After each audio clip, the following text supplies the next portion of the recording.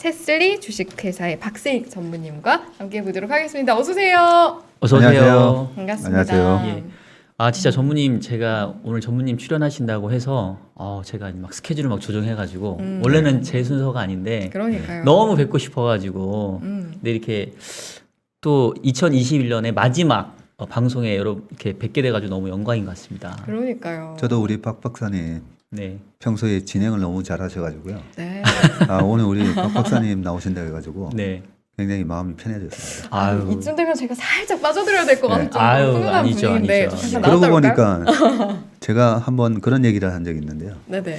이 주식 바닥에는 박씨들이 많다. 또 이렇게 네. 그러네요. 저 약간 박승희로 바꿔야 될까 봐요. 네, 지금 이 시점에. 그래서 오늘 약간 네. 박씨 이게 특집. 네. 박승희는 아니시죠? 저는 이승입니다. 네. 저는. 네, 네. 네. 그게 그냥 박씨들이 많은 게 아니라 주식을 잘하는 사람 중에 박씨들이 많다. 그렇게 보시면 돼요. 그런 거군요. 아니 이거 여담인데 네네. 그 박주식이라는 그 선배님도 계시지 않나요? 네, 예. 이름 알고 있습니다. 예. 그러니까 주식하시는 분 중에 성함이 박주식이세요. 네. 제 이름이. 생각에는 그 인포맥스의 그 박씨 특집 프로그램을 하나 만드는 게 어떨지 네. 그런 말씀을 드리면서 또 축하할 일이 있어요. 그렇죠. 우리 전무님의 투자해 본 적 저도 참 인상 깊게 읽고 주변에도 추천을 많이 했는데 오디오북이 또 나왔다고 들었습니다. 축하드립니다. 네. 아유, 저도 그거 어떻게 알고 계시나요? 네네, 다 알죠. 기사를 네. 봤는데 사실은 그 오디오북은 이렇게 잘 나오기가 쉽진 않잖아요. 네. 그만큼 이제 찾는 반응이 사람도 좋았을 많고. 때. 네. 근데 오늘 개인 상담 오신 분도 오디오북을 3번이나 듣고 오셨다고 하셔가지고 오. 저도 깜짝 놀랐습니다. 역시 오디오북이 그게 약간 항상 틀어놓고 어디 예. 이동할 때도 듣기가 좋고 그러니까 예, 차에서 들으신다고 네, 그러더라고요. 참 좋더라고요. 네, 아유 감사합니다. 네, 진심으로 오디오북 축하드리고요. 홍보까지 해주시고. 네. 한 가지 아쉬운 게 있다면 우리 네. 전무님 목소리가 나오지는 않는다는 거. 네. 예. 전문 그게- 성우가 나오는데. 오디오북을 처음에 이제 그렇게 기획하겠다고 출판사에서 연락이 왔을 때 그거 제가 하면 안 되냐고 얘기도 오. 했었어요. 그것도 좋을 네, 것 네. 같은데요. 네, 이왕이면 제 목소리를 그쵸. 듣는 게 그렇죠. 네. 나을 수도 있기 뭐라고 때문에 하시던가요? 그랬더니 아마 제가 목소리가 약간 이 코맹맹이 목소리에다가 음. 그래서 그런지 예, 단칼에 잘렸습니다. 아닙니다. 전무님 목소리 들었으면 전 좋았을 것 같은데 나중에 뭐 특집으로 한번 기회가 되면 네 그렇게 오디오북이 나와도 좋을 것 같고요. 네. 자, 그럼 여러분 그 전무님이 말씀하는 오디오북을 못 듣는 대신 네, 저희 인포맥스 라이브에서 그러니까요. 전무님 목소리도 듣고 모습도 직접 뵐 수 있으니까 네. 빨리빨리 아직 안 들어오신 분들 들어오시길 네, 바라겠고요. 오늘 함께 하시죠. 네. 그리고 시작하기 전에 잠깐 또 공지를 드려야 되는 게 저희가 앞서 말씀드린 것처럼 오늘 전무님께 질문도 드리고 답변도 듣고 이런 시간 가질 건데요. 여러분도 좀 궁금하신 점이 있으시면 채팅창 통해서 자유롭게 물어봐 주시면 좋을 것 같아요. 그럼 저희가 5분을 선정을 해서 무려 연말이니까 저희가 네. 무려 커피가 아닙니다, 여러분. 케이크 쿠폰을 오. 준비를 했어요. 5분께 보내드릴 예정이니까 또 네. 궁금하신 점 있으시면 잘 생각했다가 일목요연하게 정리를 해서 전해주시면 저희가 또 전무님께 전달해 보도록 하겠습니다. 일단 저희가 궁금한 부분들도 하나씩 질문을 좀 드려볼까요, 전무님께? 네. 일단 저희 연말이잖아요. 네. 그래서 좀 올 한 해를 돌아보면서 시장을 바라보셨을 때 어떤 소회 한마디 듣고 시작하도록 하겠습니다. 전무님. 네. 우리가 뭐 지나간 시장 뭘 얘기를 해. 그냥 내년 전망이나 하지. 이런 생각을 많이 하잖아요. 그렇죠. 근데 저희는 제가 운용사 CIO로 있으면서 항상 마지막 주에는 한 해를 복귀해보는 시간을 갖습니다. 중요하죠. 네. 잘했건 못했건 못했든 잘했든 이걸 복귀를 해봐야 되는 이유가 그 두 분 중에 제가 봤을 때는 우리 박사님은 바둑을 둬보신 적은 있으실 거예요 아마 그죠? 예, 살짝 잘은 못 둡니다. 근데 예. 약간 눈동자 흔들리셨던 것 같은데 저는 사실 방금? 바둑보다는 장기를 좀 좋아하는 장기를 편이라서. 네. 좋아하시는군요. 네. 우리나라에 바둑하면 딱 떠오르는 분들이 몇 명 있잖아요. 네. 그렇죠. 조훈현, 그다음에 이창호. 예. 네, 이 두 분이 우리나라의 거의 우리나라를 대표하는 조선의 기사라고 볼 수가 있는데 네. 그 조은현 구단님이 고수의 생각법이라는 책을 적으셨고요. 벌써 한 6, 7년 된 것 같아요. 그리고 이창호 구단이 부득부탐이라고 그런 책도 부득탐승이었구나. 승리를 탐하면 절대 얻지 못한다. 어. 뭐 이런 책 제목이었는데 그 두 책에 공통적으로 나오는 얘기가 이긴 바둑의 복귀는 예, 이기는 습관을 만들어주고 네. 네. 예, 내가 진 바둑 진 바둑에서도 앞으로 어떻게 해야 되는지에 대한 이제 교훈을 얻을 수 있다 뭐 이런 식의 내용을 적어 놓으셨는데 아. 네네. 바둑은 특이하게도 모든 테니스 경기, 탁구, 야구, 축구 끝나고 나서 선수들끼리 아까 내가 거기서 예, 볼을 차서 넣었어야 되는데 그렇게 막았어야 되는데 복귀 안 하잖아요. 네. 근데 바둑은 특이하게 이긴 사람과 진 사람이 앉아서 복귀를 해요. 예. 듣고 저는- 보니까 예. 그렇네요. 그쵸. 네. 저 옛날부터 어릴 때부터 그걸 보면서 되게 약간 감동적이더라고요. 예, 이미 승부가 끝났는데. 네. 근데 그 두 사람이 바둑에서 내가 조금이라도 이 대국을 통해서 한 단계 레벨업 되려면 복귀를 한다는 거죠. 그런 의미에서 저는 과거부터 이제 항상 한 해 시장을 복귀를 해보고 2015년도에는 제가 시장을 좀 크게 언더퍼폼하면서 약간 이제 펀드도 회수가 되고 그런 아픔을 겪었었는데 그때도 연말에 12월 31일, 1월 1일, 1월 2일 3일 내내 회사 나와가지고 복귀를 해봤어요. 그러셨구나. 2015년도에 안 좋았었을 때. 네. 그때는 제가 막연한 생각으로는 2015년도면 엄청나게 바이오가 올라가고 한미약품 같은 경우도 그때 대규모 라이센싱을 발표하면서 주가가 많이 올랐었어요. 네. 그래서 내가 종목 대응을 잘못했구나 라는 생각으로 복귀를 해봤거든요. 네. 복귀를 해보고 깜짝 놀랐어요.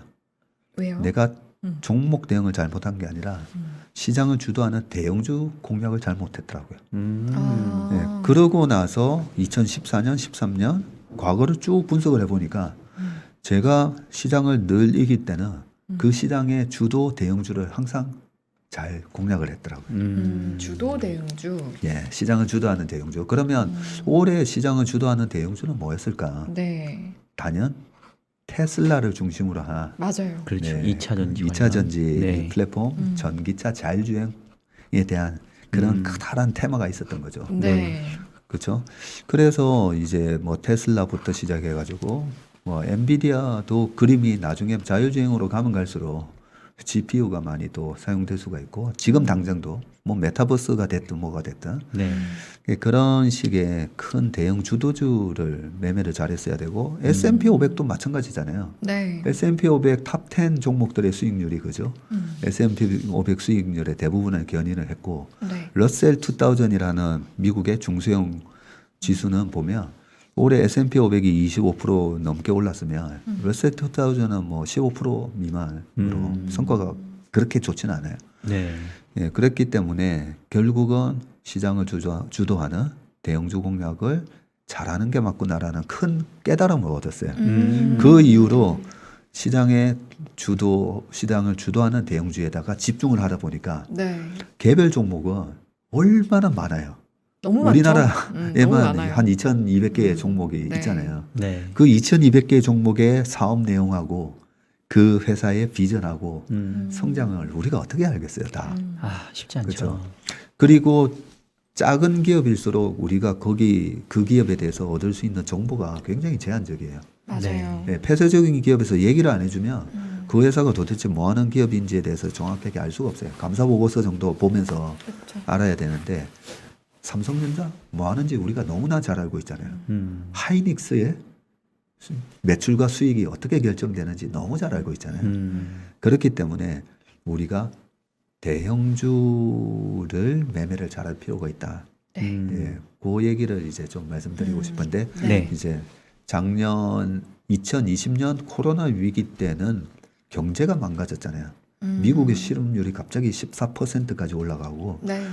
전 세계 경제가 올스톱 돼 버렸잖아요. 네네. 그 올스톱된 상황에서 활발하게 돌아갔던 기업이 전자상거래 기업들이고 플랫폼 기업들이 네네. 있잖아요. 막 서로 이제 바깥을 못 나가니까 손가락으로 뭔가를 많이 했던 거죠. 네. 그래서 이 손가락으로 뭔가 많이 했던 기업들이 수혜를 보면서 매출도 늘어나고 이익도 늘어나고 네. 저같이 약간 얼리 어답터가 아니라 저는 굉장히 좀 늦게 이렇게 하는 편이거든요. 이런 저 같은 사람도 어쩔 수 없이 이제 막 전자상거래 가입해가지고 하게 됐던 네. 그런 마케팅 효과까지 감안을 하면 작년에는 왜 빅7 종목들이 그렇게 올라갈 수 있었는지 알 수 있었고 올해 전기차에 대한 그런 큰 이제 뭐 중국, 미국, 유럽 신차 판매의 거의 20%가 전기차로 팔렸으니까 그런 성장 모멘텀 속에서 전기차가 가장 큰 이제 핵심 테마였었다고 보면 네. 여기서 조금 아쉬운 게 있죠. 조금 아쉬운 게 만약에 LG화학이 물적 분할을 안 했다면 그러게요. 네, 그러면 지금 시가총액이 LG화학이 오늘 종가 기준으로 43조가 됐어요. 오늘도 2% 빠져가지고요. 네. 61만 5천 원. 얼마 전에 100만 원 넘었던 회사고요. 작년 상반기에 저희가 가장 많이 가져갔던 종목이 LG화학이었어요. 네. 예, 이런 기업이 만약에 물적 분할을 안 했다? 지금 내년 이제 당장 1월 달에 에너지 솔루션이 상장이 되잖아요. 네, 네. 에너지 솔루션이 상장이 되면 시총 저는 100조 넘어서 거래가 된다고 보거든요. 그렇죠. 네. 지금 공모가 상단이 70조 정도인데 네. 뭐 거의 뭐 한 20-30%는 상승할 거라고 보니까. 그렇죠. 네.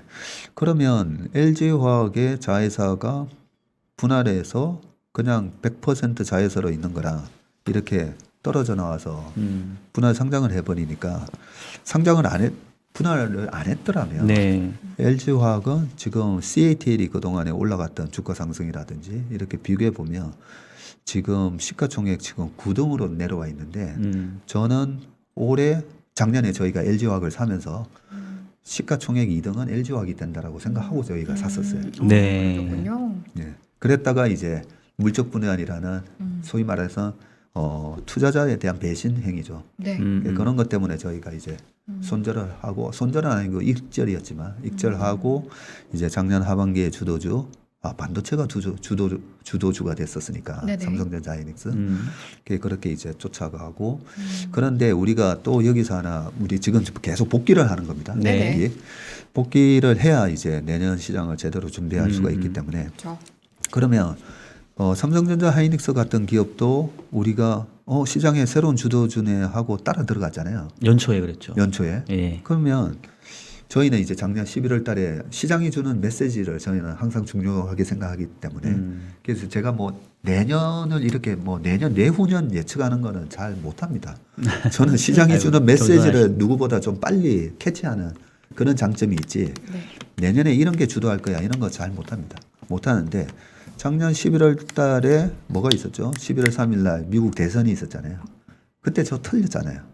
저 트럼프가 된다라고 얘기했던 사람이잖아요. 아유 또 이렇게 갑자기 자기 예. 뭐 트럼프가 될 확률이 90% 이상이라고 그런 식으로 얘기했지만 미국 대선에 대한 불확실성이 끝나고 나면 또 랠리가 온다라는 생각 때문에 뭐가 주도를 하는지 봤더니 다시 2차 전지도 가긴 갔었지만 갑자기 그때 반도체 지수가 18,000에서 시작해가지고 3만 얼마 가면서 2달 반 만에 이제 반도체가 삼성전자 기준으로 한 71%, 하이닉스가 한 78% 2달 반 만에 올랐던 거거든요. 네.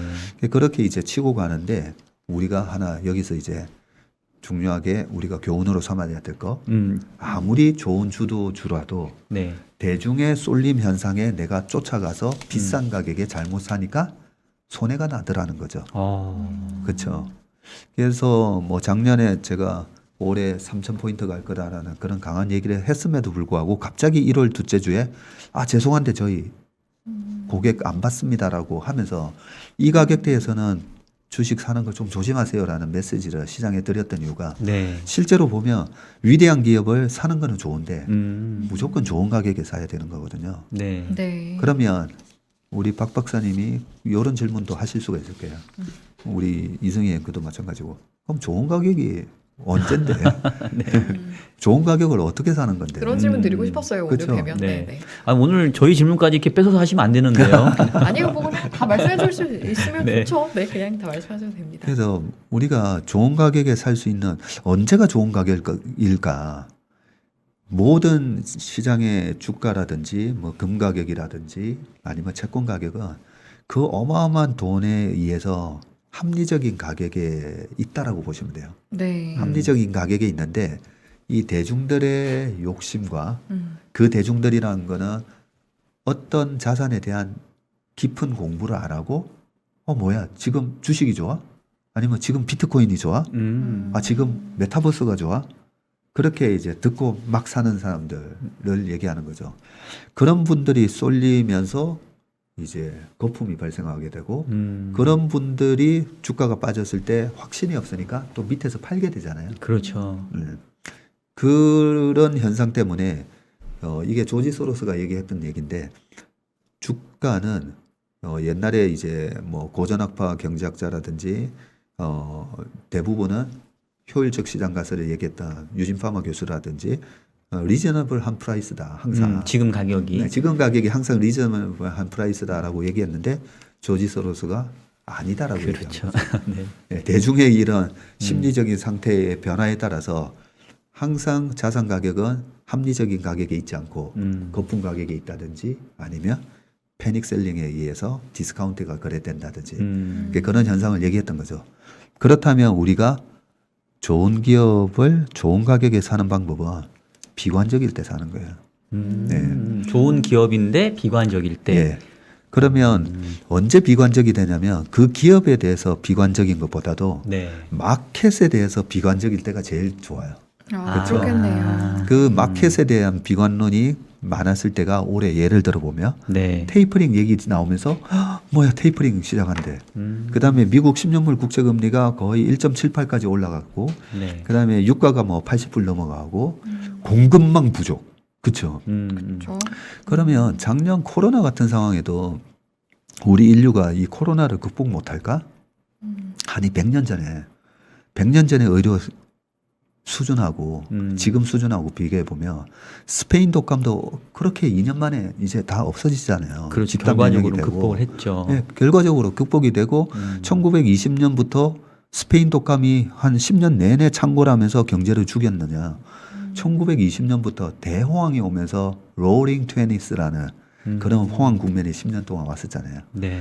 네, 그런 것부터 시작해서 100년 동안에 많은 의료기술이 발전한 거 보면 작년에도 엄청난 충격은 있었지만 시장은 다 이걸 갖다가 지금 이겨내면서 주식시장이 지금까지 왔잖아요. 네. 네, 지금까지 왔는데 공급망 부족 이런 걸 우리가 해결을 못할 거라고 생각하는 게 저는 그게 너무 비합리적인 상상 아닌가 이런 생각이 드는 거예요. 네. 그래서 그런 공급망 부족이라든지 아니면 최근에 오미크론 바이러스 5번째 변이 바이러스 예, 이런 걸로 이제 최근에도 뭐 S&P 500의 그 빅스 지수도 25 이상 올라가면서 S&P 500도 불과 2주 전에 보면 시장이 또 한번 확 눌렸었잖아요. 네. 네. 네. 엔비디아가 거의 고점 대비 20% 빠지고 테슬라도 고점 대비 1230불에서 900불이 깨졌었어요. 맞아요. 네, 그런 찬스를 주는데 그게 외부적인 그 기업의 리스크가 아니라 개별 기업 리스크가 아니라 시장에 대한 리스크가 부각이 되면서 투자자들이 두려움에 떨어서 네. 좋은 착한 가격을 만들어낼 때 그럴 때 사는 게 우리가 이제 항상 투자를 해야 되는 방법이고 이거는 마켓 타이밍을 노리는 거하고는 다른 얘기인 거죠. 네. 그런 공포가 있을 거야. 다음 달 9월 달에 있을 거야. 이런 거는 이제 마켓 타이밍을 얘기하는 걸 수가 있는데 네. 그런 식의 조정이 오면 내가 뭐야 착한 가격이 됐네. 그럴 때 주식 비중을 높이고 가격이 지금 가격은 너무 비싼데 그럴 때는 철저하게 주식 비중을 낮춰주고 예, 그럴 필요가 있었다라는 게 올해 시장에 대한 우리가 소중하게 갖고 가야 될 교훈이다라고 생각합니다. 네. 지금 전무님 말씀 쭉 설명을 들으니까 저도 사실 저도 이제 운영을 하고 있지만 이게 좋은 타이밍이 언제일지에 대해서는 저도 이렇게 정확하게 이렇게 자신 있게 말을 못 하겠더라고요. 근데 네. 좋은 기업이 시장이 비관적일 때가 좋은 마켓 매수 타이밍이다. 그 얘기가 너무 심플하면서도 되게 딱 정리가 되는 것 같고. 암기하려고요. 암기? 네. 투자는 암기는 아니고 이해. 아니 마음에 새긴다는 그렇죠. 의미로. 예, 맞습니다. 네. 근데 이제 그거는 조금 부연해서 말씀드릴 게 이제 근데 왜 그러면 이런 실수를 반복하는지를 저도 생각해 보면 네. 그런 좋은 기회가 왔었을 때는 네. 흔히 말하는 더 살 돈이 없는 거예요. 네. 그게 문제잖아요. 네, 그러니까 맞습니다. 이미 많이 들어가 있거나 네. 내지는 그래서 추가적인 어떤 매수에 대한 어떤 여력이 없을 때 이제 이런 비관적인 전망이 돌면 어쩔 수 없이 흔히 말하는 이렇게 손절매를 할 수밖에 없는. 네.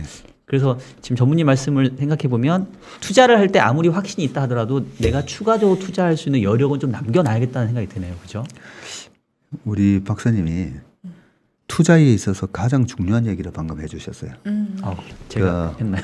알렉산더 엘더라는 네. 분이 러시아 심리학자였다가 미국으로 이제 나중에 이민을 가서 미국에서 이제 책을 쓰신 분인데 그 알렉산더 엘더라는 분이 이제 Trading for a Living이라는 책을 쓰셨어요. 그 Trading for a Living이라는 말은 이제 우리가 for a Living이라는 말은 내가 먹고 사는 걸 이걸로 한다라는 거죠. 네. 예, 야구 선수는 야구 for a living이 되는 거고 축구 선수는 축구 for a living인 거죠. 그럼 trading for a living은 정말 투자를 하면서 트레이딩을 해서 먹고 사는 사람 먹고 사는 방법에 대해서 써놓은 책인데요. 그 책 앞부분에 뭐라고 돼 있냐면요. 사람들은 대부분의 투자자들은 내가 이런 기법을 몰랐어. 이런 정보를 몰랐어. 이렇게 후회를 많이 하는데 정작 제일 중요한 거는 자금 관리, 머니 매니지먼트라고 돼 있어요. 네. 그래서 방금 박사님 얘기하신 것처럼 우리가 코로나 3월 달에 코로나 위기가 오는 걸 예측했다 하면 그 사람은 사기꾼이잖아요. 그렇죠. 예, 2020년 장이 빠질 거야라고 예측은 할 수는 있었어도 코로나 위기 때문에 빠진다라고는 할 수는 없는 거잖아요. 그러면 이제 코로나 위기 같은 상황이 작년 3월에 있었고 내년에 어떤 위기가 돌발악재가 터지면서 이 장이 한번 확 빠질 수도 있잖아요. 네. 그런데 이 업계에서 오랫동안 살아남은 고수들은 자금 관리가 돼 있어요. 그래서 그런 코로나 위기가 됐으면 그분들 공통적인 특징이 뭐냐면요. 우리 업계의 장모 회장님부터 해가지고 주식으로 된통 터지고 있어요. 된통 터지고 있는데 좀 더 살까 하면서 쟁겨둔 자금이 있다는 거죠. 네. 현금 비중을 항상 유지를 한다는 말씀이시네요. 네. 그렇기 때문에 우리가 주식 투자를 할 때 올해 내내 이제 제가 시장이 출렁출렁거릴 건데 그 출렁거림에 있어서 뭐 밑으로는 2,850, 위로는 3,450 이 정도 레인지에서 밑으로 빠지는 조정이 왔을 때 그 조정이 무섭지 않고 반가운 조정이 되려면 내가 어떤 포지션에 자금 관리를 해놨는지에 따라서 달라진다는 거죠. 그렇죠. 예, 주식을 레버리지를 2, 3배로 써가지고 신용을 써서 나의 돈은 1억인데 4억 원어치 찔러 놓으신 분들은 이 10% 조정이 4천 터지니까 내 원금의 40%가 날아가게 되니까 엄청 무서운 조정이 되겠죠. 네. 그런데 1억을 7천 정도만 해놓고 내가 얼마든지 쓸 수 있는 레버리지 룸을 남겨놓은 분들한테는 이번에 2,900이 깨지는 그 조정이 너무 반가웠었겠죠. 예, 그런 의미에서 똑같은 조정이 오더라도 나한테 반가운 조정인지 나한테 무시무시한 조정이 되는 건지는 나의 자금 관리 상태에 따라서 달라지는 거거든요.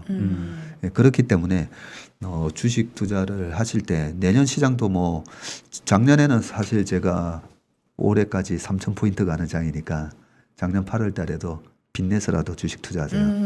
예, 그거는 이제 어떤 의미였냐면 네. 이 주식도 제가 이제 뭐 운동을 워낙 좋아하다 보니까 모든 운동의 공격 포인트와 이제 수비를 해야 되는 포인트가 있고 예, 그런 측면에서 작년에는 너무나 쉽게 돈을 벌 수 있는 네. 공격 타이밍이었다는 거죠. 예, 그럴 때는 그냥 레버리지 쓰라는 거죠. 예, 빚내서라도 하라는 거죠. 네. 근데 올해 시장은 3천 딱 돌파하고 나서는 제가 너무 걱정이 되는 거예요. 혹시 작년에 제 그 말 때문에 올해도 계속 3,000포인트 이상에서 빚내서 투자하실까 봐.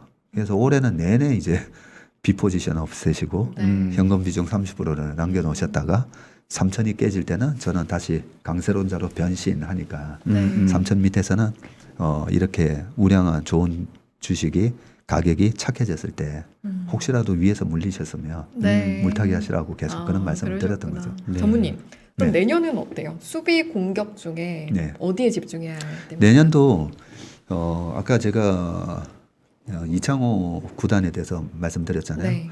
이창호 구단의 책에 제가 굉장히 이제 마음에 와닿는 글귀가 하나 있었어요. 이창호 구단 하면요 반집승으로 뭐 거의 한 40% 반집이라는 거는 바둑은 이제 집싸움이잖아요. 네. 예. 그래서 바둑을 두다가 상대를 완전히 뭐 한 방에 이제 보내버리고 대마를 잡았을 때는 상대가 이제 기권패해 버리죠. 불개성을 하게 되는데 이창호 구단은 불개성 이런 게 없어요. 거의 왜냐하면 공격을 잘 안 해요. 네, 끝까지 굉장히 하는군요. 난공불락 같은 바둑을 떠요. 음. 그래서 두터운 바둑이라고 얘기해요.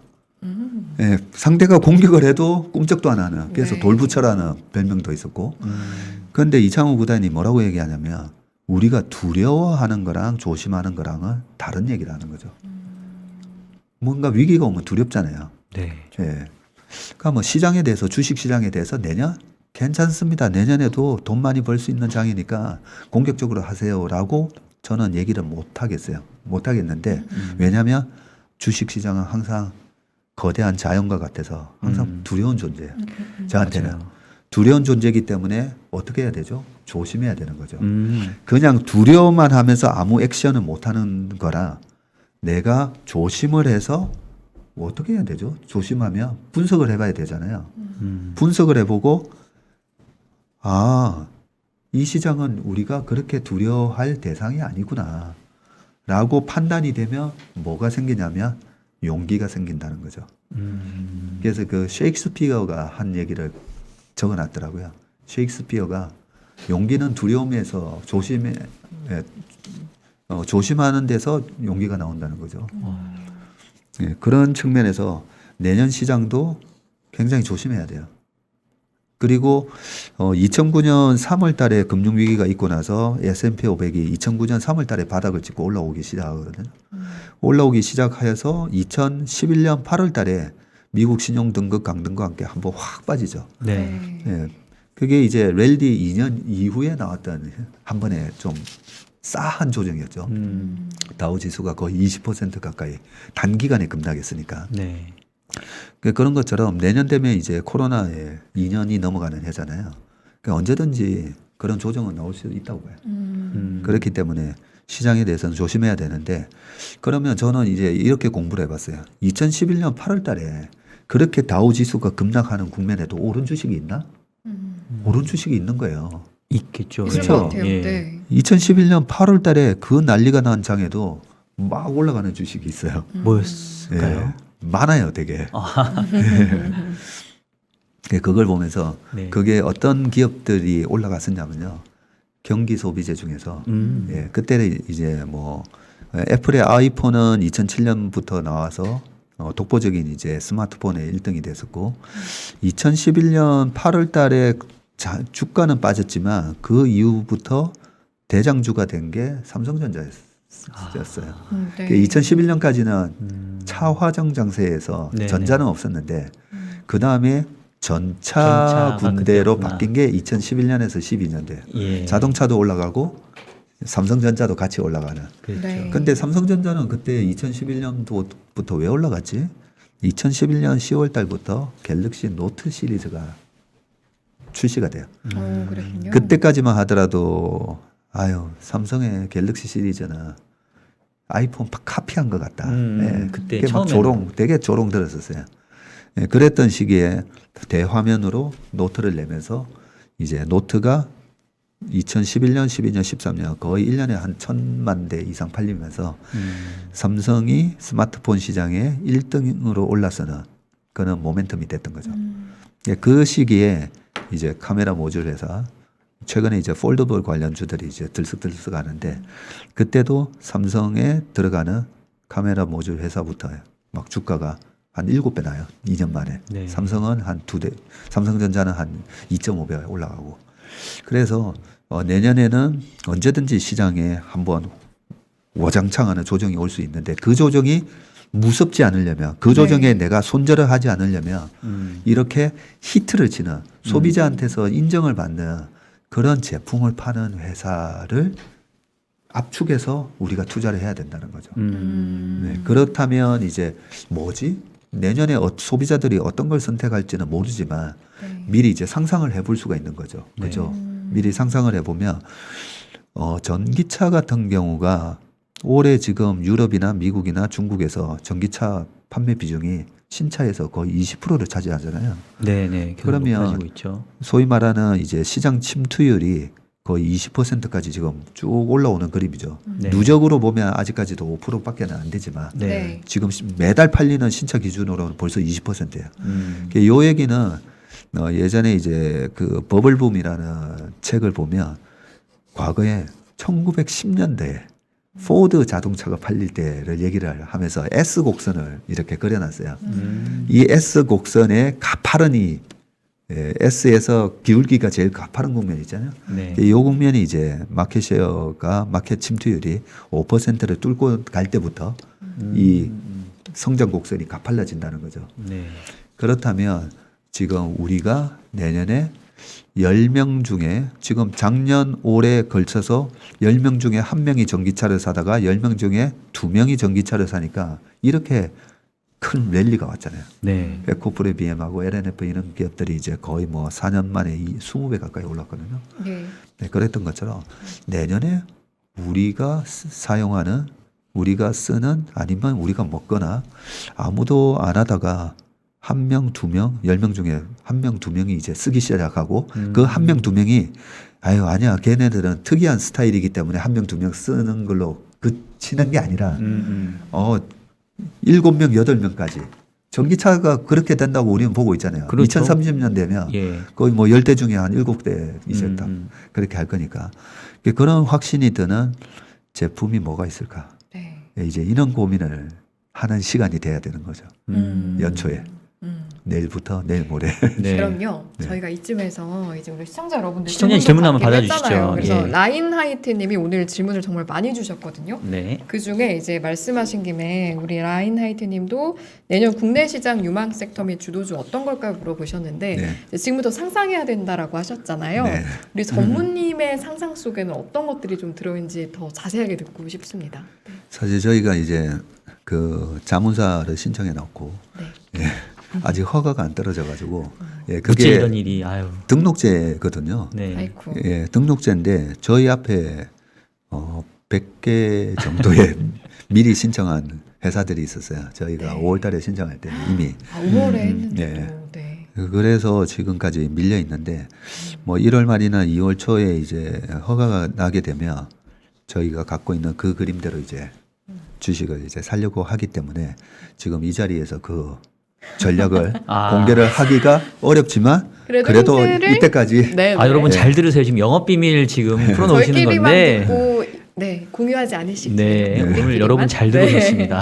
네. 근데 이때까지 뭐 작년 올해 항상 저는 같이 그 아이디어를 공유하면서 이제 네. 왔었기 때문에 내년에는 어떤 생각을 하냐면요. 항상 시장이 답을 주거든요. 시장이 답을 주는데 시장이 약할 때 주는 메시지가 굉장히 중요해요. 왜냐하면 네. 시장이 강할 때는 많은 투자자들이 스마트한 투자자 그냥 이렇게 듣고 하는 투자자들이 다 몰리면서 같이 막 오를 때 뭐가 찐칸지 뻥칸지 가려내기가 힘들어요. 힘들죠. 예. 근데 작년 3월 코로나 위기 때처럼 아니면 최근에 11월 달에 우리 코스피가 2820위까지 빠질 때 이런 국면에서 굉장히 강한 주식을 이제 뭔지를 보는 거죠. 그래서 저희 아침 회의는 네. 항상 52주 신고가를 미국 시장 52주 신고가, 우리나라 52주 신고가 항상 체크해요. 네. 근데 11월 달에 계속 52주 신고가로 올라오면 음. 아까 제가 대형주를 잘 봐야 된댔잖아요. 네. LG 노텍이 자꾸 에너지테 막 예, 저도 보이는 그래요. 거죠. 그러면 이제 우리가 상상을 해보는 거죠. 예. 아, LG 이노텍은 얘는 왜 이렇게 강할까 하면서 LG 이노텍은 아무래도 이제 애플의 영향을 많이 받고 네. 최근에 이제 애플의 아이폰이 중국에서 마켓쉐어 20%에 해당되는 1등을 했어요. 좀 전에 제가 2011년 말씀드렸었잖아요. 2011년, 12년도에 갤럭시 노트가 잘 팔리면서 중국 시장에서 삼성전자의 시장 점유율이 23%까지 올라갔었거든요. 근데 지금 애플이 중국에서 20%로 1등을 해버린 거죠. 네, 그게 계속 유지될지는 모르겠지만 삼성은 0.8% 참고로. 네, 그런 모멘텀에서 아이폰이 잘 팔려서 LG 노텍이 주가가 저리 좋은 수가 있겠구나라고 하기에는 너무 센 거예요. 네, 그러면 이제 장기적인 그림이 뭐가 있길래 얘는 이렇게 강할까? 네. 근데 지금 말씀드리는 거는 저의 그냥 제가 주식을 접근하는 그냥 상상력의 방법을 말씀드리는 거예요. 네. 네. LG 노텍을 절대 추천하는 건 아니고. 아니죠. 네. 예. 네. 그냥 상상력을 생각해보고 제 상상력대로 이 기업이 그런 그림으로 가는지에 대한 이제 확인이 필요한 거죠. 그러면 이제 LG 노텍이 과거에 애플 아이폰이 잘 팔렸을 때 오히려 주가가 꼭지치고 빠지는 경우도 많았거든요. 네. 많았는데 얘는 최근에 왜 이렇게 강하지라고 보면 이제 LG 아이폰 갖고 아이패드 말고 네. 뭔가 LG 노텍의 새로운 매출을 창출하는 뭔가 또 다른 비즈니스 뭐 새로운 신제품이 나오나? 근데 얼마 전에 발표가 있었잖아요. 애플에서 내년 하반기에 VR, XR, 뭐 예, 이런 맞아요. AR. 메타버스 관련 메타버스 종목으로도 관련된 LG 노텍이 분류가 되더라고요. 네. 그쪽 제품을 출시할 거다라고 했는데 그것만 보면 저는 이제 VR 기기를 벌써 5년 전에 사서 그 집에도 갖고 있는데 거기에는 특별한 장치는 없어요. 전화기 이렇게 끼워가지고 예, 앞에다 끼워서 거기에 특별하게 뭐 이렇게 LG 노텍에서 들어갈 만한 뭐는 없는데 그 5년 전 제품하고 지금하고는 많이 다르겠죠. 또 애플에서 만든다고 하니까 예, 그런 거에 대한 좀 기대감이 있는 것 같고 애플이 아이카에 대한 얘기를 했잖아요 얼마 전에. 네. 네. 그것도 이제 자율주행 시스템을 단 전기차를 출시하겠다고. 그러면 여기서부터 우리가 좀 고민을 해봐야 돼요. 과연 애플이 전기차를 할까? 한다고 보세요? 전기차라기보다는 자율주행 쪽에 포커스를 두지 않을까요? 예. 근데 굳이 전기차를 해야 될 이유가 있을까요? 그냥 소프트웨어만 만들면 되지. 차 자체를 만들 네. 필요가 있을까? 왜 굳이 애플이 옛날에 삼성이 97년 IMF 터지기 전에 이건희 회장이 네. 삼성 자동차 했다가 굉장히 큰 아픔을 겪으셨잖아요. 네네. 뭐 쌍용 그룹이 쌍용 자동차 했다가 쌍용 그룹 자체가 날라갔으니까. 그러면 자동차를 한다는 건 굉장히 리스키한데 애플이 과연 전기차를 할까? 이 방송을 보시는 분들도 한번 생각해 보세요. 할까? 어떻게 생각하세요, 두 분 진짜? 저는 할 수도 있지 않을까라는 생각이 드는데요. 네, 근데 왜? 어느 그게 정도의 왜인지가 중요한 거죠. 일단은 기본적으로 너무 단순한데요. 그 정도 되는 기업이 이득이 있을까 없을까를 판단하지 않고 이제 이런 언급을 안 했을 것이다라는 것과 함께 네. 어쨌든 기업은 항상 새로운 것을 발견해서 확장을 시켜 나가야 하잖아요. 그러니까 네. 그것 때문에 가능성이 있지 않을까? 아예 없진 않지 않을까? 네. 이게 진짜 저도 한번 좀 예. 물어봐 주시면 안 될까요? 네네네. 아니, 막 준비하고 있었는데 되게 떨리는 마음으로. 네네네. 저는 100% 할 것 같아요. 100%. 예. 왜냐하면 네. 자동차의 컨셉이 저는 과거하고 많이 바뀔 거라고 생각을 하거든요. 네. 그러니까 애플이 아이폰을 내놓을 때 아이폰은 더 이상 핸드폰이 아니었잖아요. 네. 그런 어떤 어플리케이션을 담는 하나의 어떻게 보면 플랫폼 같은 거잖아요. 예. 저는 자동차가 핸드폰보다 좀 더 큰 그런 플랫폼이 될 거라고 생각을 하거든요. 네. 그러면 애플이 그거를 놓치지 않지 않겠냐라는 생각을 저는 개인적으로 하고 있습니다. 예. 저도 사실 똑같은 생각이에요. 맞나요? 예. 아, 저도 다행이네요. 100%. 그리고 그러시군요. 네. 저도 똑같은 이유입니다. 그게 과거 사례로 보면 마이크로소프트랑 그다음에 애플의 스티브 잡스, 빌 게이츠랑 이제 스티브 잡스가 1980년도에 그죠? 네. 예, 윈도우를 내고 저쪽에서는 맥북을 내고 윈도우를 내면서 IBM하고 같이 붙어가지고 PC 시장을 이제 마이크로소프트가 완전히 주도를 하잖아요. 거기서 이제 애플의 맥 컴퓨터가 이제 좀 뒤처지면서 우리만의 이 방식을 고집했다가 마이크로소프트와 IBM의 그 연합군에 무너지게 되죠. 그러면서 이제 스티브 잡스가 또 회사에서 쫓겨나기도 하고, 네네. 그죠? 그런 상황에서 그 PC에서 그 다음 단계였던 이제 모바일로 넘어갈 때 그러면 PC에서 모바일로 넘어갈 때는 마이크로소프트가 엄청난 실수를 한 거죠.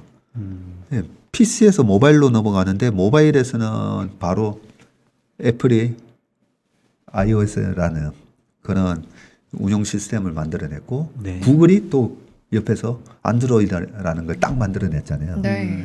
앱 생태계랑 모바일 생태계를 딱 만들었는데 거기서 마이크로소프트가 아무것도 못한 거죠. 그러다 보니까 마이크로소프트가 클라우드 하기 전까지 그냥 완전히 이제 한물 가는 회사처럼 돼버렸거든요. 네. 그걸 애플은 너무나 잘 알고 있죠. 그렇기 때문에 우리가 이제 사무 공간이었던 사무실이나 집에서 이제 데스크탑을 놔놓고 일을 할 때는 데스크탑이 이제 플랫폼이 됐다면 네. 지금은 이제 뭐 사실 이 데스크탑 쓰는 것보다 그냥 모바일에서 이메일도 읽고 뭐 다 하잖아요. 모바일로 넘어오면서 이제 모바일이 플랫폼이 됐고 네. 자율주행이 되면서부터는 저부터 마찬가지예요. 저 같은 경우에도 이 저녁에 러시아워 시간에 저 퇴근하는 게 너무 싫은 거예요. 그렇죠. 너무 시간이 아깝죠. 아침 길거리에 새벽에 있지만. 저희는 예. 출근이 빠르다 보니까 6시 때 뭐 6시 반, 뭐 6시 50분에 나와서 15분 만에 오는 여의도까지 오는 거리를 1시간 넘게 그 도로에다가 뿌리는 시간이 너무 아까워가지고 그렇죠. 그래서 저는 보통 10시 전에 퇴근을 잘 안 해요. 항상 거의 10시 이후에 퇴근을 했었는데 근데 자율주행이 되면 너무 좀 좋은 거죠. 뭐 1시간 반 걸리면 어때요? 그렇죠. 차 안에서 자율주행 해놓고 거기서 뭐 하고 싶은 거 다 할 수 있잖아요. 네. 이게 맞아요. 우리한테 엄청난 시간을 가져다 주는 게 자율주행 시스템이잖아요. 그러면 당연히 이게 차 안에서 이제 뭐 영화를 보든 뭘 하든 이게 하나의 큰 플랫폼이 되는데 그렇죠. 이 시장을 애플이 놓친다? 그렇죠. 전혀. 네, 그러면 2000년 초반에 마이크로소프트처럼 되는 거예요. 네. 그렇기 때문에 애플은 무조건 전기차를 출시한다는 거죠.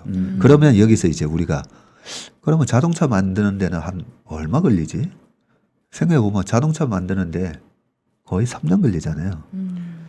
기본적으로 3년 걸려요. 네. 예, 디자인부터 시작해가지고 그 안에 네네. 어떤 부품을 넣고 그러면 애플의 아이카가 나오는 게 2025년 그러면 2022, 23, 24, 25 하면 내년 말 늦어도 내년 말부터는 애플에서 어떤 부품을 써가지고 아이카를 만들지 걔네들 이제 자율주행 소프트웨어는 당연히 지네들이 하겠지만 애플 카 자체를 어떤 부품을 써서 어떤 디자인으로 만들지는 내년부터 도입된다는 거죠. 네. 그랬을 때 지금 애플의 그 밸류 체인에 LG 그룹이 되게 잘하고 있었잖아요. 예, 그러면 이제 LG 그룹이 가장 큰 수혜를 보고 이 얘기는 제가 사실 거의 10년 전부터 LG 모바일이 흔들흔들 할 때부터 네. LG 그룹이 살아나는 방법은 LG 그룹이 전기차를 하기에는 너무나 모든 걸 다 갖추고 있다는 거죠. 네. 예, 배터리부터 디스플레이, 통신, 모터 등등. 예, 그런 측면에서 이제 LG 그룹이 과감하게 이제 모바일 사업부를 스크랩 시켜버렸잖아요. 네네.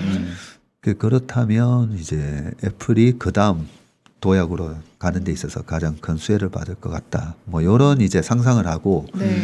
그러면 이제 LG 이노텍 같은 거를 갖다가 어떻게 공략할 건지 이제 머릿속으로 생각을 해요. 아직까지 애플 아이카에 뭐 들어간다는 모르잖아요.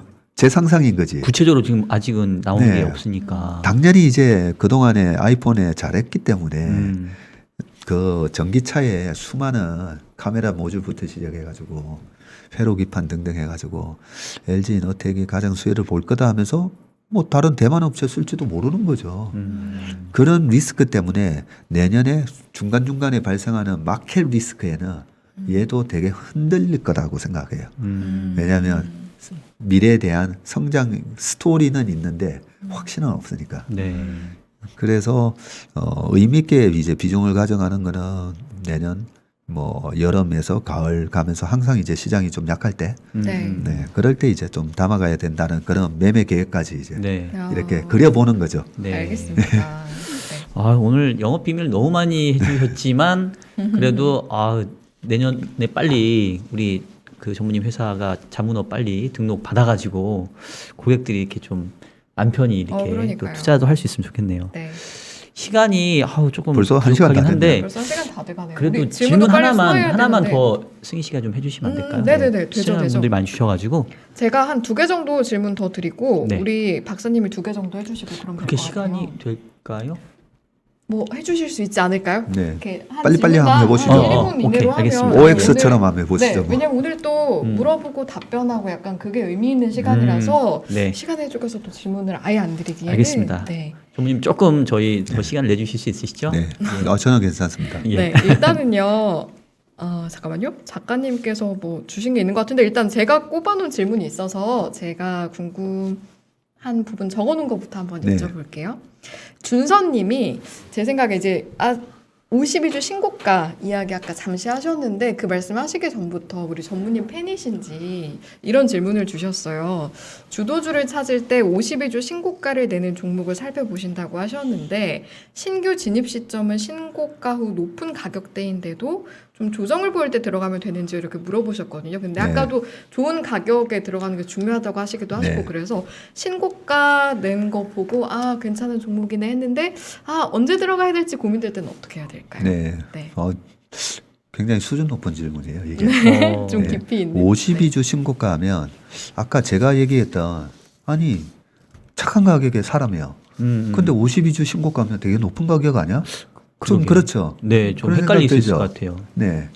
그러면 이 바닥을 이제 치고 턴어라운드 할 때 네. 52주면 1년이잖아요. 네. 그러네요. 그러면 네. 작년 하반기에는 롯데케미칼 같은 주식일 수도 있고 네. 성장주 중에는 이제 카카오 같은 주식도 있었을 수가 있고 그래서 이렇게 지지부진하다가 52주에 1년 동안에 물려 있었던 사람들의 매물을 다 잡아먹으면서 네. 신고가를 내는 거거든요. 음. 그래서 이게 우리가 올타임 하이라고 하는 완전히 역사적 신고가이면서 52주 신고가가 나는 경우도 있지만 네. 그동안 지지부진하게 현대차가 그랬잖아요. 2013년도에 현대차가 28만 원 찍고 6만 원대까지 빠졌다가 네. 작년 하반기에 52주 신고가가 내면서 28만 원까지 뽑아 올렸었거든요. 그래서 이 바닥에서 52주 신고가를 낸다는 말은 네. 그렇게 지루하게 물려 있었던 그 매물들을 다 잡아먹으면서 누군가는 왜 사지?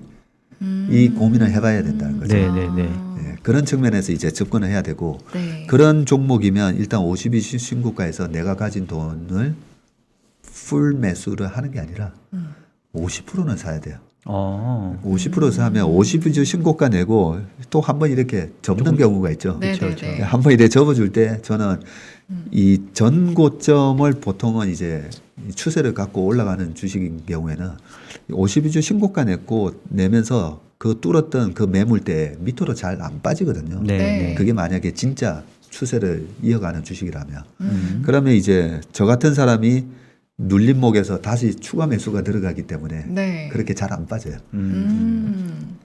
그래서 50%는 사고 들어가는데 요 추가적인 눌림목을 안 주는 경우도 있어요. 그렇죠? 너무 네, 좋은 네, 경우에는. 네, 맞아요. 그럴 수 있죠. 근데 안 주는 경우라도 내가 그래도 5만 원대 50%라도 사놨기 때문에 6만 원에서 추가 매수가 가능해요. 근데 그 52주 신고가가 무서워서 거기서 못 잡았잖아요. 네. 그럼 5만 원에서 못 잡았는데 6만 원 더 못 가버리잖아요. 잡죠. 네. 그러면 그때부터는 이제 손 놔버리게 돼요. 그렇죠. 그러면서 이제 8만 원 가고 10만 원 가고 12만 원 갈 때마다 계속 하는 얘기가 내가 5만 원에 살려고 했는데 네. 그때 500원만 됐으면 내가 샀는데 네.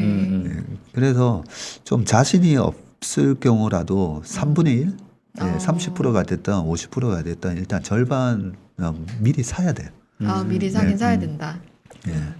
알겠습니다. 그럼 제가 하나만 더 더 해주시죠. 여쭤보면, 근데 사실은 이제 아까 내년 말씀을 하긴 하셨는데, 그래도 이제 지수 측면에서 코스피가 어떤 모습을 보일지는 궁금해 하시는 것 같아서요.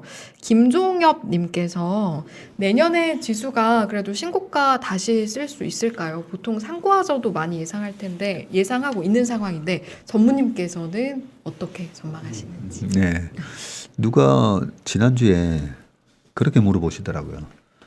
3,500 내년에 터치할 가능성에 대해서 3,500 뚫는다 안 뚫는다 둘 중에 하나만 선택하라는 거예요. 네. 누가 이렇게 또 무식한 질문을 하셨나? 하나만 선택하라면 저는 못 뚫는다로 저는 선택을 했어요. 네. 그것도 이제 그러면 좀 논리적인 답변을 해드려야 되잖아요. 네. 네네. 내년에 이제 LG 에너지 솔루션 상장이 그 100조가 된댔잖아요. 네. 지금 코스피가 2,100조, 2,200조 왔다 갔다 하고 있잖아요. 네. 네. LG 에너지 솔루션만 100조예요. 내년에 또 카카오 모빌리티가 됐든 뭐가 됐든 쭉 제가 IPO가 어떤 게 올라오나 봤더니 내년에 200조가 올라와요. 네. 내년에 큰 것들도 많이 있죠. 네. 그러면 요 부분에 있어서도 좀 아쉽죠. LG 에너지 솔루션이 따로 상장을 안 하고 가만히 있었으면 LG 화학 자체의 시총이 커지면서 그죠? 우리 코스피가 더 지수가 레벨업 되겠죠. 근데 따로 그냥 바로 상장하면서 그죠? 시초가 결정이 플러스 100%에서 또 플러스 30% 이런 식으로 결정이 되고 그게 이제 지수로 편입되는 게 또 뭐 코스피 200에 들어가냐 마냐에 따라서 결정이 되고 하면 네. 이 코스피 지수에 처음에 70조로 상장이 되고 100조로 상장이 되는 게 영향을 못 줘요. 못 주고 전체적인 시총만 늘어나고 그 대신 LG화학 주가는 또 지금도 계속 많이 빠지고 빠지고 있잖아요. 있죠. 예. 예, 이런 효과 때문에 200조라는 신규 자금이 상장이 되면서 시가총액이 그대로 지금과 같이 2,200조다 하면 지수가 거의 8% 빠지는 거예요. 네. 아, 이게 지수에는 도움이 안 되는 형태가 되는 도움이 안 되는 거죠. 아. 예, 그런 측면에서 내년 시장에 대해서 제가 한 번도 제가 뭐 지수 예측 관련해서 방송에서 얘기한 적이 없는데 네. 네네. 예, 내년에 너무 3,600, 4,000 이런 기대는 저는 확률적으로 낮다라고 생각합니다. 알겠습니다. 그럼 관련해서 아마도 사실은 그 내년도 지수, 그러니까 지수를 물어보면 사실 제가 봤을 때는 반도체 삼성전자의 주가를 네. 결국 궁금해하는 것 같아요. 그렇죠. 앞서서도 말씀 주셨지만 우리가 연초에 막 희망을 안고 9만전자 가면서 10만 원을 금방 볼 것 같더니만 내내 지지부진하다가 지금 최근에 좀 올라오고 있는데 반도체 사이클 관련해서도 뭐 외국계 보고서가 자꾸 왔다 갔다 하는 부분도 있고 그래서 어쨌든 간에 국내 시장 특히 지수가 올라가려면 전반적인 시장 분위기는 앞서서 얘기했던 대형 종목이 좀 이끌어줘야 되잖아요. 네. 그런 차원에서 반도체 사이클하고 삼성전자에 대한 어떤 투자 포인트까지 혹시 여쭤볼 수 있을까요? 예. 삼성전자랑 뭐 하이닉스를 우리 개인 투자가분들이 올해 너무 많이 사셨기 때문에 이번에 하이닉스가 10만 원 깨질 때 계속 제가 물타기 하시면 된다. 예, 삼성전자도 마찬가지였죠. 7만 원대는 계속 물타기 하시면 된다. 그래서 그랬더니 언젠가 뭐 삼성전자 한번 7만 원 깨졌을 때 뭐 이래 짤이 돌더라고요. 박세익 전무가 7만 원대에서 사도 된다라고 잘못 얘기한 사람 중에 한 명이라고 이제 아유, 아이고. 그런 짤도 돌고 했었는데 네네. 그런 짤이 돌 때가 어떻게 보면 저는 그거 보면서 그냥 기분이 좋았어요. 아, 그러셨어요? 예, 왜냐하면 그런 짤이 돌아야 그게 바닥이니까. 아, 그렇게. 신호다. 거기서 또 휴먼 인디케이터를 또 예. 느끼시는구나. 예. 그런 이제 짜증을 유발하고 누군가를 막 비난하고 뭐 이런 심리 상태가 주식 시장은 제가 주식 시장을 좋아하는 이유가 주식 시장은 너무나 페어한 시장이라서 저는 좋다라는 얘기를 자주 합니다. 네. 돈이 많은 사람이나 돈이 없는 사람이나 많이 배운 사람이나 많이 배우지 않은 사람이나 주식 시장은 굉장히 공정한 시장이에요. 네. 네. 그렇기 때문에 우리가 심리 상태로 뭐 그런 이제 막 비아냥거린다든지 아니면 너무 이제 또 다 같이 또 화나고 있을 때가 있잖아요. 예, 그럴 때 또 조심해야 되고 네. 냉정하게 우리가 대중 심리를 바라볼 필요가 있는데 삼성전자 하이닉스 같은 경우에는 위대한 기업이고 글로벌하게 과점화되어 있는 시장이잖아요. 네네. 반도체가 좋다고 해서 그래 나도 반도체 해볼까 너도 나도 할 수 있는 게 아니라는 거죠. 네. 그렇게 과점화되어 있는 시장이고 그 앞단이 어디예요? 반도체의 앞단이 어디냐면 플랫폼 기업이잖아요. 네. 그런데 플랫폼 기업들이 미국의 플랫폼 기업들이 계속 사상 최고치 내고 있잖아요. 그렇죠. 그렇다면 반도체 관련 주식도 무조건 그렇게 빠졌을 때 물타기를 하시면 된다라는 얘기를 제가 과감하게 할 수가 있었던 거죠. 네. 그렇다면 이 반도체가 그럼 앞으로는 어떻게 될 건지를 지금 공부를 해보면 뭐 내년 1Q, 2Q까지는 약하다고 하잖아요. 네. 근데 생각만큼 안 약하니까 또 금방 올라오잖아요. 네. 그런데 어쨌든 1Q, 2Q까지 그 약하게 봤던 그 논리가 어느 정도 작용을 한다고 보면 지금 낙폭 대비해 가지고 15만 500원 갔던 하이닉스가 9만 500원 갔다가 지금 네. 거의 13만 40% 원, 13만 올랐죠. 올랐죠. 예. 예. 그러면 여기서 바로 전고점을 돌파하는 모습보다는 13만 원에서 다시 11만 원, 10만 원 사이에서 내년 1분기, 2분기에 그 비관론자들이 얘기한 대로 얼마나 망가지는지 예, 그걸 이제 확인을 할 거예요. 네. 확인을 하면서 뭐야 별로 안 망가지네 하면서 다시 이제 11만 원이 됐든 10만 원이 됐든 그걸 지지로 해서 내년 하반기에 랠리가 오지 않나 예, 그런 그림이지. 내년 이렇게 이제 올라오면 꼭 이럴 때 지금이라도 사야 되냐고 물어보세요. 그렇죠. 예. 맞아요. 그건 굉장히 당황스럽죠. 아니 7만 원대 사고 하이닉스 10만 원 밑에서 왜 안 사셨냐고. 왜 13만 원에서 사려고 하냐고.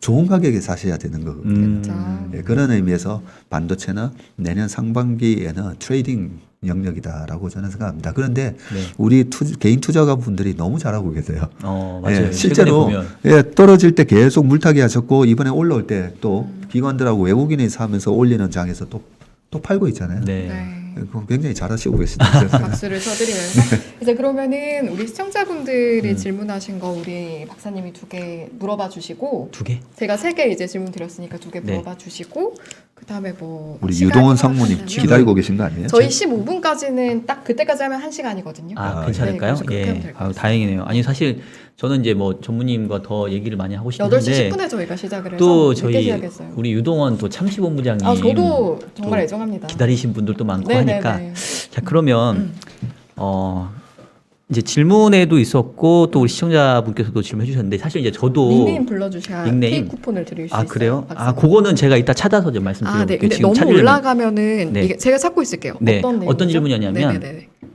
그러니까 사실 이제 올해 시장의 화두 중에 하나가 아까 이제 S&P가 연간으로 20 몇 프로 올랐다고 했는데 네. 코스피는 전년 대비 아마 살짝 플러스이긴 할 텐데 거의 네. 그냥 보합이잖아요. 네. 그래서 대부분 이제 저도 그런 얘기 많이 들었던 게 누가 촌스럽게 한국장 뭐 국장해 미장해야지. 근데 사실 저는 그럼 그렇다고 해서 이제는 한국장 다 접고 미국으로 가야 되냐 또 그렇게 생각하지는 않거든요. 네. 왜냐하면 작년은 분명히 또 한국 시장이 아웃퍼폼 했으니까. 네. 그러니까 제 질문을 조금 섞어서 말씀드리면 결국은 각 시장마다 아웃퍼폼하는 시기가 저는 있다라고 생각을 하거든요.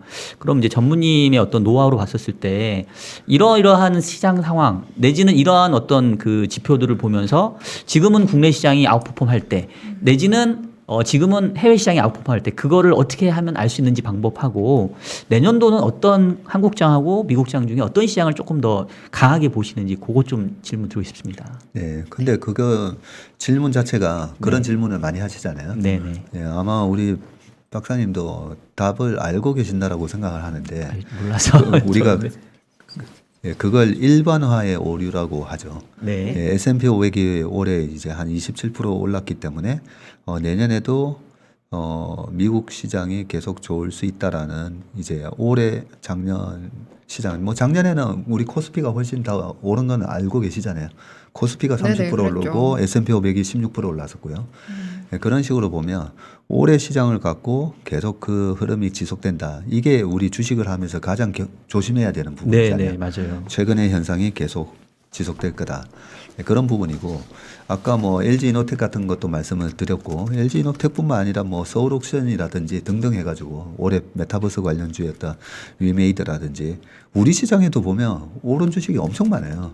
네. 그러면 그렇죠. 우리 시장에서는 미국 시장에서 같은 피어 그룹이었던 삼성전자 하이닉스와 피어 그룹을 볼 수 있는 마이크론 테크놀로지도 90 몇 불 갔다가 50 몇 불 갔다가 최근에 이제 다시 거의 90불까지 회복하고 있는데 반도체 섹터의 흐름은 비슷했어요. 네. 근데 우리 코스피에는 워낙 이제 반도체 비중이 합쳐서 30%나 높다 되다 보니까 그래서 코스피가 좀 약해 보이고 작년에는 왜 30% 올랐는데 작년 연말에 반도체 랠리가 있었기 때문에 그렇죠. 우리가 또 S&P 500보다는 더 좋은 수익을 냈던 거죠. 그래서 너무 이걸 가지고 지수만 가지고 한국장 안 돼. 미국장. 이렇게 하는 거는 이제 논리에서 우리가 일반화의 오류라고 하는 거죠. 네, 그렇게 보실 수가 있고. 네. 그렇기 때문에 내년에 미국장이 좋다, 한국장이 좋다가 아니라 결국은 경기 소비재 중에서 페드가 이렇게 엄청나게 뿌려진 이 달러를 누가 이제 많이 달러 따먹기 하는 장이거든요. 네. 올해도 그렇고 내년도 그렇고 내후년까지 페드가 이제 뿌려준 달러를 누가 많이 따먹어 갈까. 예, 그런 측면에서 이번에 뭐 일반 기업체부터 개인들한테도 돈을 엄청 뿌려줬잖아요. 그랬죠. 그 뿌려준 그동안. 돈으로 통신비를 냈으면 그 통신비는 우리나라의 LGU 플러스부터 SK텔레콤으로 그 돈이 흘러갔을 거고요. 그죠? 아, 예, 그 돈으로 차원에서. 노트북을 한 대 샀으면 그 돈이 LG전자로 흘러갔을 거고 예, 그런 개념으로 지금 엄청나게 미국의 그 소비자들이 지금 실업률이 4.2%까지 빠졌기 때문에 네. 이제 본격적인 이제 소비가 막 나올 거예요. 그 막 나오는 이 소비에 가장 큰 수혜를 받는 기업이 뭔가를 따져야 되는 거지. 예, 미국장, 한국장이 최근에 이런 모습을 보였기 때문에 한국 주식은 안 돼. 그 생각은 절대 하시면 안 되는 겁니다. 네. 저는 이렇게까지 얘기합니다. 저희 찾아오신 고객분들한테 한국 돈 3억이 있으면 그냥 저는 내년에 한국 주식 3억 다 사겠다고 얘기를 합니다. 왜냐하면 내년까지는 미국 주식 세금 내야 되잖아요. 한국 주식 세금 안 내도 돼요. 예. 이제 마지막으로 음. 짧게 이제 박사님이 하나 더 질문 꼽아주시고 간단하게 답변 듣고 한 저희 15분 정도에 마무리하면 될 것 같네요. 네. 그래요. 아, 지금 아까 질문 주신 분 찾다가 제가 네. 혹시 질문 이렇게 아. 뽑아놓은 거 있으세요? 네네. 이제 그러면 제가 예. 질문을 드릴게요. 저희가 이제 잠시만요. 오늘은 많이 이제 소통을 하려고 저희들 네네. 질문보다도 이제 시청자분들 질문을 많이 드리려고 하다 보니까 맞아요. 저희가 이제 질문을 찾느라 지금 제가 질문이 네네네. 별로 없는 거 아니에요? 아니요, 질문이 되게 많았었는데 없는 질문을 안 질문을 보셨군요, 억지로 하지 박사님. 마시고 아니 계속 찾고 있었는데 네네네네. 갑자기 지금 당황해서 얼굴 빨개졌는데 질문 아까 많이 올려주셨었거든요. 잠깐요. 네. 그럼 제가 그 받은 하나- 질문 중에 하나를 해주시죠. 네네. 예. 그럼 제가 할게요. 전 나눠서 하려고 요청을 제가 드렸던 건데. 질문을 정리를 네, 못했어요. 그럼 제가 할게요. 제가 하겠습니다. 자, 여러 가지 질문이 있었는데 저는 그 중에 보니까 질문이 없네요. 아니 많은데 뭘 고를지 보고 있어요. 15분 다 됐는데 리크리에이티브님이 기업 분석을 공부할 때 기술을 어느 정도까지 공부하면 좋을까요? 라는 질문을 해주셨는데요. 이게 마지막 질문이니까 기업 분석을 할 때 기술을 포함해서 어떤 부분에 좀 집중을 해서 공부를 하면 좋을까? 이 포인트로 좀 간단하게 말씀해 주시면 좋을 것 같아요. 기술을 포함해가지고 기술을 말씀하시는 걸 보니까 반도체, 화학, 건설 요즘에 기술이 너무 복잡한데 기업을 분석해서 공부하는 걸 어느 수준까지 파고들어야 되냐.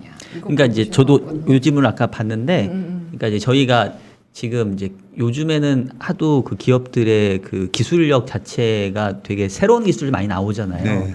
근데 이제 투자를 할 때는 그 기업의 이제 기술까지도 공부를 해야 이제 정말로 그 기업의 펀더멘탈을 볼 수 있는데 사실 비전공자가 예를 들면 뭐 바이오라든가 뭐 테크라든가 이런 쪽을 이렇게 막 NFT라든가 이런 걸 공부하려면 쉽지가 않으니까. 근데 그래도 어느 수준까지는 공부를 해야 될 것 같은데 그게 어느 정도 수준까지 공부하면 좋을까요?라는 게 이제 질문의 맥이긴 했거든요. 네. 근데 어째 보면 그것도 되게 중요한 질문이네요. 왜냐하면 워런 버핏이 그 코카콜라를 엄청나게 사모았던 걸 아마 기억하실 거예요, 그죠? 네. 우리가 워런 버핏을 그렇게 존경한다고 하면서 제가 보면 워런 버핏대로 안 하는 것 같아요. 워런 버핏을 존경합니다라고 하고 워런 버핏처럼 부자가 되고 싶어 하시면서 워런 버핏처럼 안 해요. 워런 버핏이 뭐라고 얘기했죠? 내가 아는 기업만 투자하면 되고 야구에 있어서 3번의 스트라이크를 그냥 놓쳐버리면 삼진아웃 되지만 주식 시장은 내가 잘 모르는 스트라이커가 10번 들어와도 나는 안 하면 된다는 거죠. 네, 워런 버핏이 코카콜라를 사모했을 때 코카콜라가 그렇게 기술적으로 우리가 기술적으로 뭔가 필요하나요? 네? 그렇진 않죠. 그렇죠. 그냥 맛이 뭐 예. 그렇죠. 최근에 워런 버핏이 가장 많이 들고 있는 포트의 40%가 넘는 애플 아이폰에 대해서 얼마나 많은 기술적으로 우리가 공부를 해야 되나라고 생각해 보면 그렇지 않아요. 그래서 어떤 이제 제가 그 투자의 본질의 책에서도 대중들이 인지하지 못하고 있는 기업 가치의 변화에 대한 과감한 투자를 해야 된다. 네, 그것 때문에 사람들이 아직 모르는 기술, 예, 이해하기 힘든 기술 그런 거에 투자를 하는 게 투자에 있어서 큰 돈을 버는 방법이라고 착각을 많이 하고 있습니다. 그러면서 이제 피터 린치도 이제 한번 영상에 그런 게 있어요. 굉장히 난해한 무슨 막 이런 자기가 읽어도 모를 만한 이런 기술을 개발하고 있는 이 회사 쓰레기 같은 회사라는 얘기를 하면서 자기는 안 한다는 거죠. 네. 그렇기 때문에 우리가 어느 정도 굉장히 좋은 질문인 것 같아요. 어느 정도 공부를 해야 되느냐라고 했을 때 우리 주식 투자를 하는 일반인들 뭐 저 같은 전문가도 마찬가지예요. 우리가 충분히 이해할 수 있는 기업에서 그 기업 가치의 변화에 그 배터리 이해 다 할 수 있는 부분이었잖아요. 네네. 전기차에 당연히 배터리가 많이 들어가잖아요. 네. 그러면 과거에 아까 말씀드렸듯이 포드 자동차의 주가가 언제 가장 많이 올라가는 가파른 곡선을 보였는지 그것만 알면 되는 거거든요. 그러면 제가 이제 10명 중에 1명에서 2명, 3명 요 단계가 이제 주식으로 보면 제일 좋은 단계라는 거죠. 네. 이 정도만 알 수 있으면 되는데 그래서 저는 이제 너무 먼 얘기 있잖아요. 네네. 예, 한 3년에서 5년 특히나 이제 우주여행 이런 거 있잖아요. 네. 우주여행 우리나라 사람들 5,200만 명 중에 10명 중에 10%면 520만 명이 우주여행을 가는 시대에 네. 예, 저희 아들 세대까지 안 될 것 같아요. 예, 그런 거에는 저는 아예 설사 그 해당 주식이 10배 올랐다 하더라도 저는 제가 모르는 스트라이크라고 해서 흘러버린다는 거죠. 네. 그렇게 해야 자신감이 생겨요. 오늘 저희 찾아오신 분한테도 말씀드렸지만 사업을 한다고 생각하세요. 근데 사업을 그렇게 이제 계좌에 보니까 주식수가 한 60개 있으시더라고요. 사업을 하시는 분인데. 네. 네. 아니 사업을 60개나 하지는 않지 않습니까? 네. 그래서 투자를 하실 때 잘 모르니까 그냥 500만 원, 1000만 원 이렇게 그냥 자신 없이 투자를 한 건데 주식 투자도 내가 확실하게 아는 그래서 고수들은요 종목수가 점점 더 작아져요. 위로 갈수록 워런 버핏 종목수 그렇게 많지 않다 했잖아요. 네. 네. 그런 것처럼 예, 우리가 얼마나 많이 공부를 해야 되느냐 너무 먼 미래, 너무 먼 꿈의 기술 이런 거 하지 마시고요. 네. 당장 우리 시가총액 상위 한 20종목에 있는 그 기술 중에서 내가 이해가 되는 기업을 두려울 때 사는 습관을 가지셨으면 좋겠습니다. 네, 알겠습니다. 어떤 기준이 되는 포인트까지 말씀을 해주셨어요. 사실 저도 오늘 나오시면 개인적으로 여쭙고 싶은 질문이 참 많았는데 오늘 이제 저희도 질문을 하지만 네. 또 시청자들의 궁금한 부분, 이제 궁금하신 부분들도 반영을 하려다 보니까 굉장히 시간이 또 부족하게 느껴졌던 것 같습니다. 아니 제가 오늘 사실 너무 저한테 쏙쏙 들어와가지고 네. 진행자의 본분을 망각하고 이게 정리해야 되는데 계속 듣고 있었어요. 예. 네네네네. 왜 우리 전무님을 여의도의 현인이라고 이렇게 그쵸. 칭하는지 오늘 느낄 수 정말 있는 예, 대목이었죠. 느낄 수 같고요. 네, 저도 운영하는 입장에서 정말로 어떤 그 투자의 본질이 무엇인가를 다시 한번 깨우쳐준 것 같아서 너무 감사합니다, 전무님. 네, 여러분 오늘 되게 의미 있는 시간이셨을 것 같고요. 저희 기회 되면 또 모실 수 있도록 노력해 보겠습니다. 우리 시청자분들께서 시간이 너무 네. 지금도 부족하다, 더 듣고 싶다라는 분들이 많으셔서요. 네, 요 다음에 오시는 우리 유동원 상무님이 네. 제가 옛날에 주니어 시절에 많은 가르침을 주신 분이에요. 네. 오늘 우리 아주 유동원 그냥 상무님. 환사에 저희도 너무 예. 애정하는 되게 많이 본부장님이십니다. 들어보시기 바랍니다. 네, 네. 알겠습니다. 1부는 여기서 저희 아쉽지만 마무리하도록 하겠습니다. 저희 박세익 체슬리 주식회사 전무님과 함께 했습니다. 고맙습니다. 잘 감사합니다. 들었습니다. 고맙습니다.